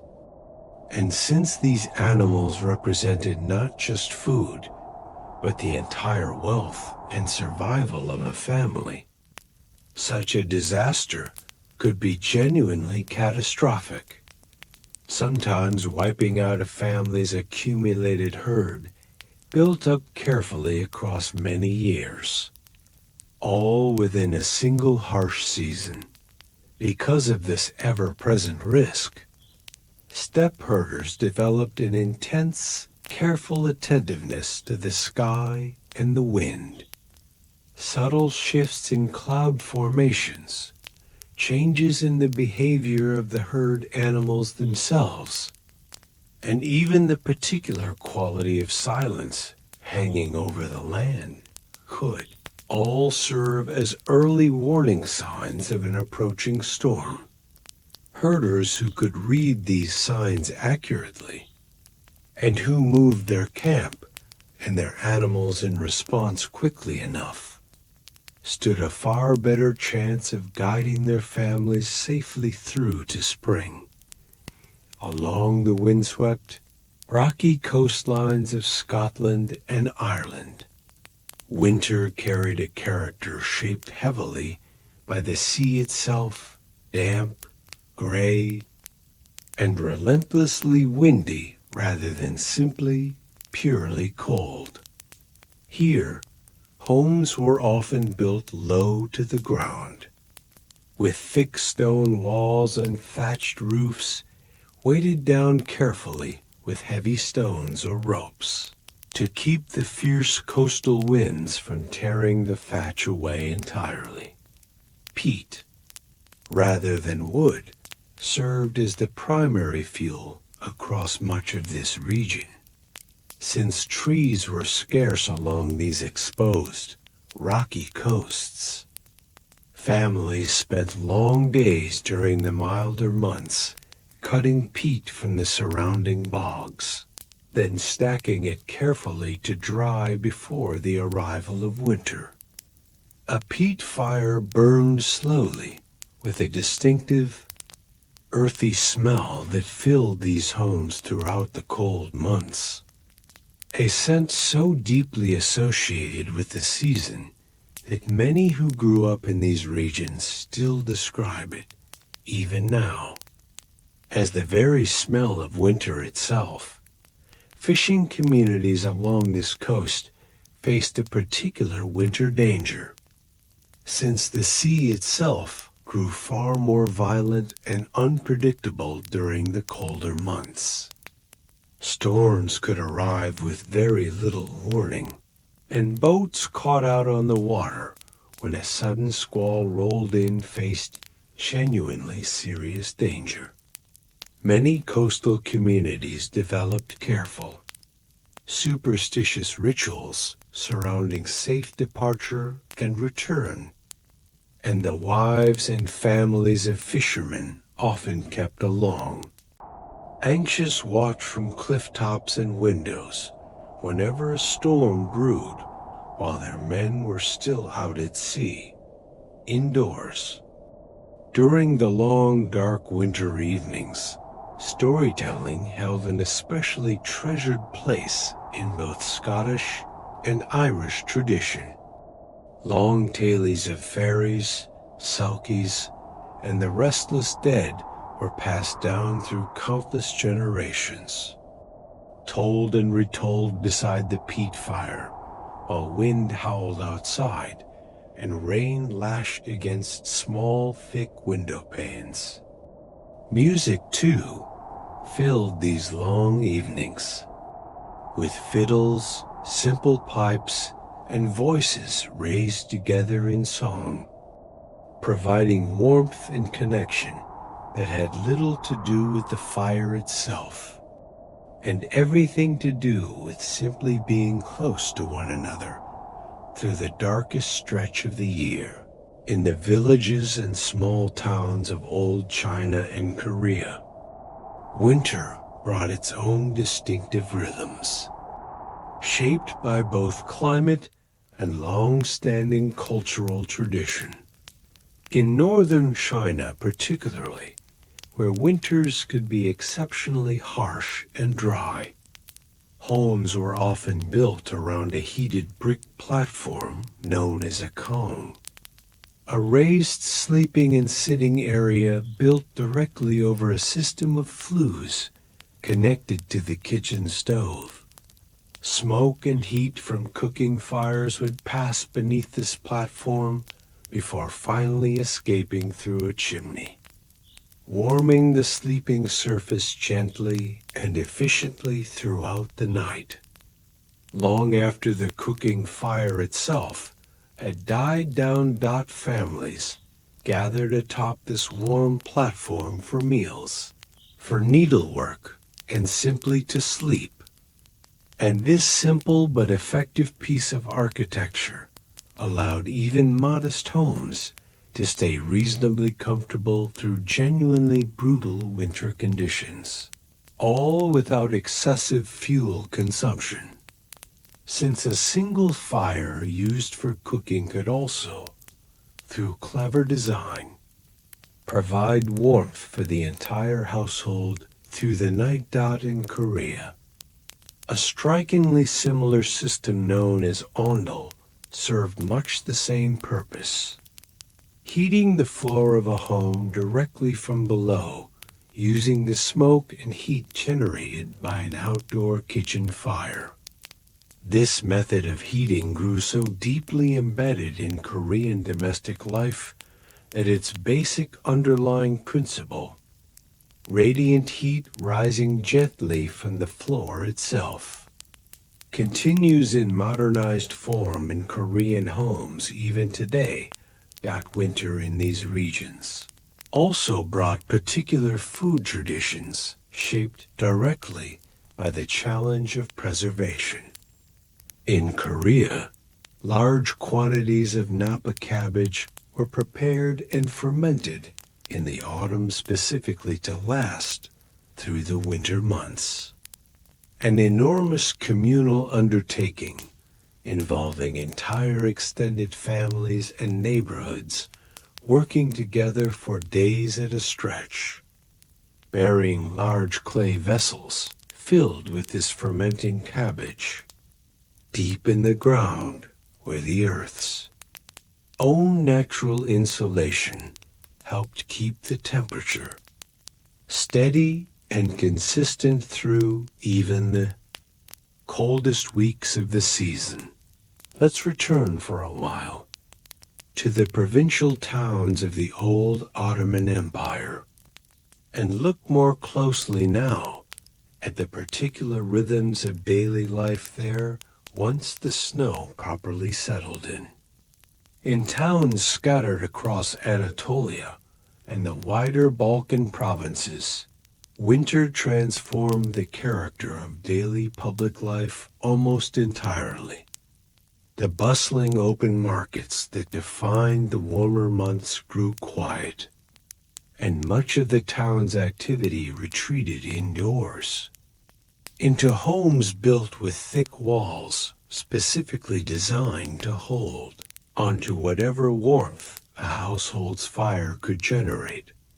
The communal bathhouse, the hammam, took on particular importance during these cold months, since it offered something genuinely difficult to find elsewhere during winter: real, substantial, moist heat, along with a rare, valuable opportunity for a thorough wash and comfort. Families would visit together, and these visits became genuine social occasions as much as practical, hygienic ones. A warm refuge from the cold and a place where news, gossip, and community bonds were exchanged freely alongside the steam. In these towns, the local imam or town crier often played an important seasonal role, announcing changes in prayer times as daylight hours shifted, and helping coordinate community responses to serious winter weather, organizing groups to clear snow from key roads, or checking on elderly residents living alone during particularly severe storms. This sense of communal responsibility ran deep through these small towns, since everyone understood from hard personal experience just how quickly winter's dangers could turn serious for anyone left to face them entirely alone. Coffee houses, though naturally quieter during the coldest months, remained an important gathering place for men in these communities, offering warmth, hot coffee, and conversation on evenings when working outdoors simply wasn't possible. Storytellers, known in some regions as mena, would sometimes perform there during the long winter evenings, weaving together humor, drama, and folklore into performances that could stretch on for hours, providing exactly the kind of long, engaging entertainment that helped an entire room of people pass a bitterly cold evening together. Further west, as settlement in North America pushed across the plains and into the mountains, entirely new winter challenges emerged, shaped by isolation on a scale even more extreme than what earlier colonial settlers had faced along the eastern coast. Families living on isolated homesteads across the open plains sometimes had no neighbor within many miles, and a severe blizzard could leave a household completely isolated for days or even weeks, with absolutely no way to reach help if something went wrong. On these open, treeless plains, prairie settlers faced a particular danger that residents of more forested regions never had to consider quite so seriously. Ground blizzards, where wind whipped already fallen snow back up into the air with such force that visibility could drop to nothing within moments. Even on a day when snow itself wasn't actively falling from the sky, farmers and their families developed the practice of stringing a simple rope between the farmhouse and the barn, precisely as we heard families do in the opening of this story, allowing them to safely complete essential daily chores like feeding livestock even during the most severe, disorienting storms. Sod houses, common across parts of the treeless plains where timber for construction was scarce, actually provided surprisingly effective insulation against the bitter cold, their thick earthen walls holding warmth remarkably well despite their humble, simple construction. Inside, families burned whatever fuel was available, sometimes wood hauled in from distant river valleys, sometimes dried buffalo or cattle dung when wood proved too scarce or too expensive to obtain. Winter on the frontier also brought real psychological strain, since the isolation these families experienced went far beyond anything most of us encounter today. Some accounts from this era describe the particular heavy weight of what came to be called cabin fever, a kind of restless, weary despair that could settle over an isolated household confined together for months at a stretch, with little contact from the wider world and few real diversions beyond whatever books, handiwork, or shared conversation the family could manage to sustain between themselves. Finally, let's turn our attention toward the Arctic regions themselves, home to Inuit and other Arctic peoples who developed, across countless generations, perhaps the most complete and sophisticated adaptation to sustained extreme cold found anywhere in the world. For these communities, winter wasn't simply a difficult season to survive. It was, in many ways, the very context within which their entire culture, technology, and way of life had been carefully shaped. Clothing, crafted skillfully from caribou hide, sealskin, and other carefully selected materials, provided insulation so effective that people could work and travel for extended periods, even in conditions that would prove fatal to someone dressed in the simpler wool and linen garments common elsewhere in the world during this era. Multiple layers, each serving a distinct purpose. Trapped warm air close to the body while still allowing moisture from perspiration to escape outward. A level of technical sophistication in clothing design it took Western science many additional centuries to properly understand and eventually replicate. The temporary snow house, known widely as an igloo, represented a similarly ingenious solution. Since compacted snow itself, arranged carefully into a dome shape, provided remarkably effective insulation against the ferocious outside cold. Inside, body heat from the occupants themselves, along with a small oil lamp burning seal or whale fat, could raise the internal temperature significantly above the brutal cold outside, sometimes by several dozen degrees, all without any other external fuel source required. Hunting, during the darkest winter months, required an intimate, deeply refined understanding of ice conditions, animal behavior, and the subtle, shifting patterns of light during the long polar night. Success or failure in these hunts directly determined whether a family would eat well or go hungry, and the deep, careful knowledge required to hunt safely and successfully under these conditions was treasured, taught patiently, and passed down with tremendous care from one generation to the next. Long winter evenings inside these communities were filled with storytelling as well. Songs and games that helped pass the many hours of darkness.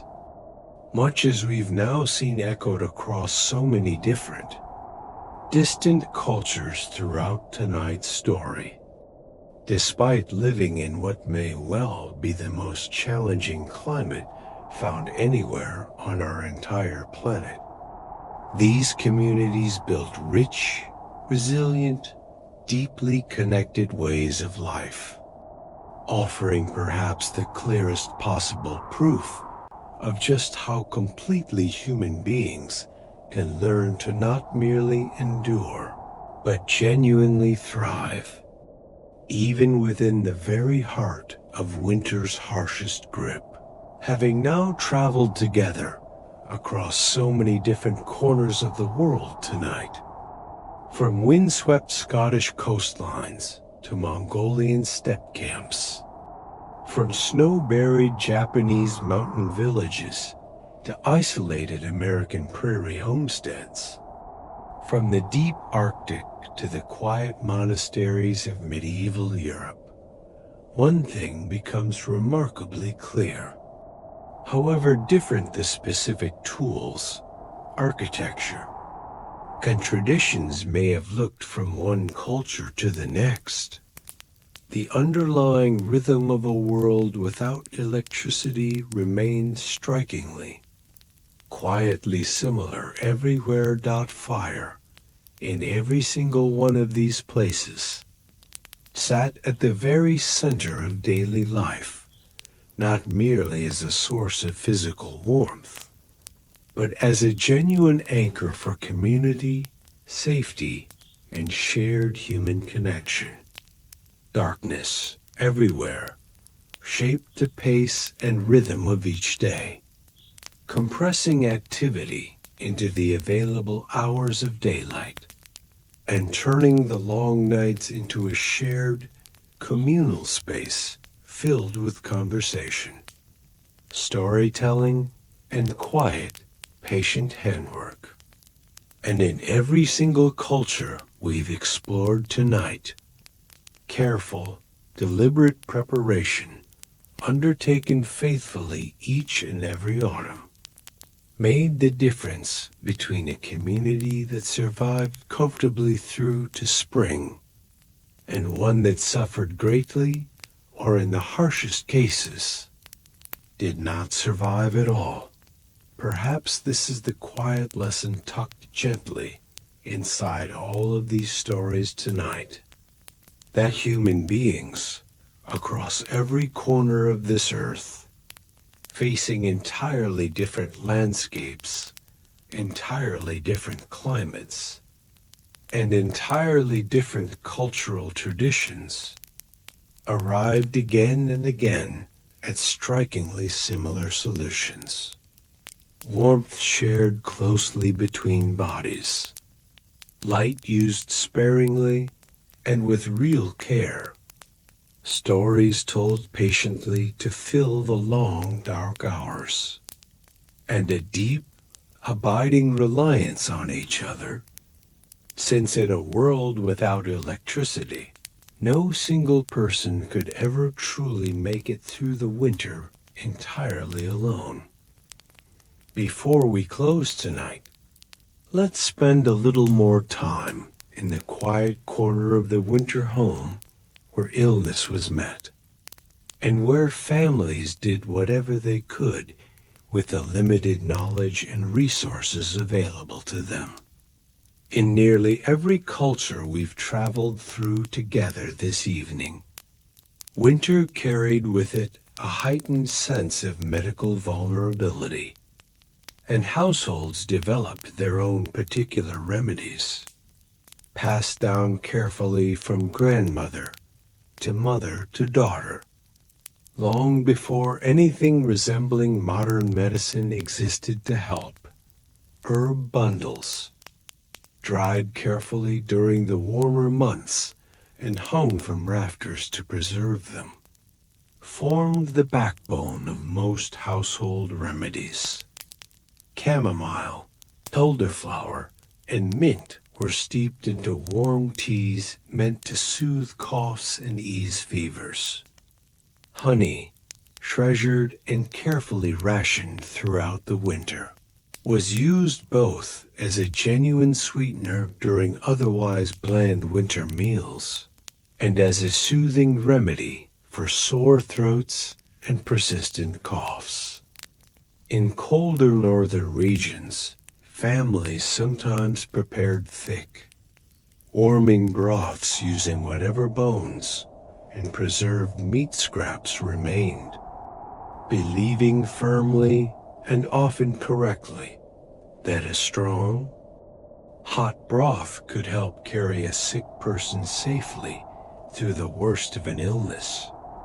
Warmth itself was considered, across nearly every culture, to be one of the single most important tools available for fighting off sickness. A person who fell ill during the coldest months was almost always moved as close to the fire as safely possible, wrapped heavily in whatever blankets and furs the household could spare. Families understood, through hard experience if not through any formal scientific knowledge, that cold itself seemed to worsen nearly every illness, and that keeping a sick person warm gave them a genuinely better chance of recovery.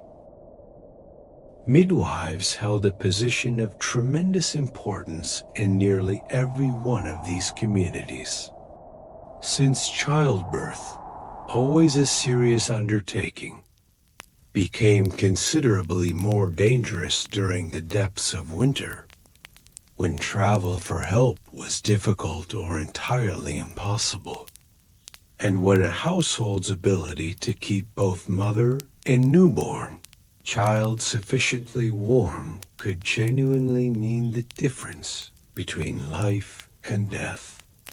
Many villages arranged, informally but firmly, to have someone check regularly on any household expecting a birth during the winter months, precisely because everyone understood just how much more perilous the season made an already difficult moment. And despite everything families tried, winter illness still claimed many lives across every one of these cultures, a hard, sobering truth that sits quietly beneath so much of what we've explored together tonight. It's worth remembering gently as we drift toward the end of this story that the resilience and resourcefulness we've admired throughout tonight's journey existed alongside real, genuine loss and hardship, and that the comfort and safety so many of us enjoy today, simply by adjusting a thermostat or reaching for medicine in a cabinet, would have seemed almost unimaginable to the people whose winters we've spent this evening exploring together. And yet, even amid all of this hardship, nearly every culture we've traveled through tonight found some way to carve out moments of genuine joy and celebration during the very darkest stretch of the year. It's a remarkable thing, when you really sit with it, that so many entirely unconnected cultures around the world independently arrived at the same basic instinct: to gather together, to light a fire a little brighter than usual, and to mark the turning point of winter with warmth, food, and community. Right at the moment when the darkness felt heaviest dot in the depths of the Roman winter, the festival of Saturnalia turned ordinary social rules upside down for a few days, filling homes with feasting, gift-giving, and genuine merriment during the darkest weeks of the year. In the cold north, midwinter celebrations centered around burning a great log, one large enough, in some traditions, to burn continuously for the length of the entire festival, its flames offering both warmth and a very literal symbol of light pushing back against the darkness. In China and Korea, winter solstice celebrations brought families together over specially prepared sweet dishes, marking the moment when daylight would finally, slowly, begin its long climb back toward spring. In every single one of these traditions, the underlying sentiment feels remarkably similar. Darkness, however heavy it grew, was never quite allowed to become the whole story. People gathered closely together, shared whatever food and warmth they had carefully saved for the occasion, and marked, deliberately and with real intention, the quiet promise that the light would eventually return, that the cold would eventually loosen its grip, and that spring, however far away it still seemed, was steadily, faithfully making its way back toward them. Perhaps this is worth carrying gently with you as you drift off tonight, that throughout all of human history, in every culture, on every continent we visited together this evening, people facing the deepest, coldest darkness still found ways to create small pockets of warmth, light, and joy right in the very heart of winter's hardest season. And perhaps, in some quiet way, that same instinct still lives on in each of us today. In the simple comfort of a warm blanket, a soft light left on nearby, and the gentle presence of a voice keeping us company as we finally allow ourselves to rest. Before we finally let this story rest, let's take one more slow, quiet walk together through this world we've spent the evening exploring, gathering up gently some of the small details scattered across every place we visited tonight. Picture once more the very first version of this story, that single house in the deep countryside, wind moving steadily outside, snow gathering quietly on the roof, a family sharing warmth beneath heavy blankets, while a fire burns low in the hearth nearby. Now picture that same scene, echoed with subtle variations across an entire world. In a turf-covered longhouse in the far north, where the sun itself has vanished from the sky for weeks. In a low stone cottage on an Irish coastline, peat smoke curling from the chimney, while waves crash somewhere in the darkness beyond. In a felt tent on the open steppe, animals lowing softly just beyond the thin wall. Herders watching the sky carefully for any sign of a coming storm. In a snow-buried farmhouse in old Japan, a family gathered close around a small sunken hearth, a pot simmering gently above the flame. In a sod house on the American plains, a rope stretched taut between the door and the barn, guiding a farmer safely through a blinding, howling wind. In a snow house carved carefully from packed drifts near the Arctic coast, a small oil lamp burning steadily, radiating a surprising, gentle warmth against the polar night pressing in outside. Each of these places, so different from one another in language, in custom, in landscape, arrived quietly at such similar solutions. Fire, kept carefully alive. Warmth, shared closely between bodies. Light, used sparingly and with real intention. Stories, told patiently across long, dark hours, filling the silence with something warm and human. And a steady, careful watchfulness toward the sky, the wind, and the subtle signs that told people when danger was approaching and when it was finally, safely, beginning to pass.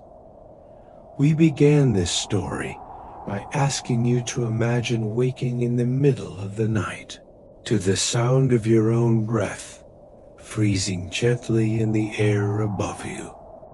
Now, as we come to the end of this long, slow journey together, imagine instead a much quieter, gentler moment. Late in the season, on a morning after the very worst of the cold has finally broken, a soft, golden light spreads slowly across the snow outside the window. The fire, tended faithfully through so many long nights, still glows quietly in its hearth. And somewhere, very far in the distance, the faintest hint of warmth carried on the breeze suggests that spring, patient and unhurried, is finally quietly making its way back home for thousands of years. In nearly every corner of this earth, this was simply what winter meant.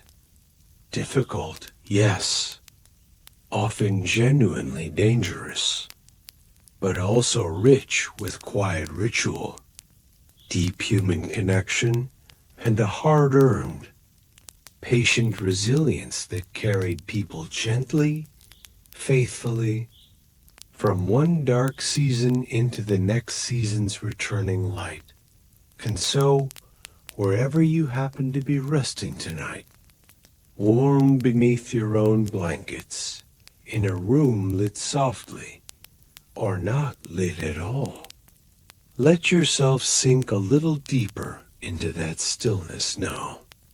Let the sound of this voice be your fire, low and steady, keeping you safe and warm as sleep finally, gently, begins to settle in. And on that quiet thought, we'll let this story rest here for tonight. If you found this world as calming to sink into as I hope you did, let it carry you gently the rest of the way to sleep.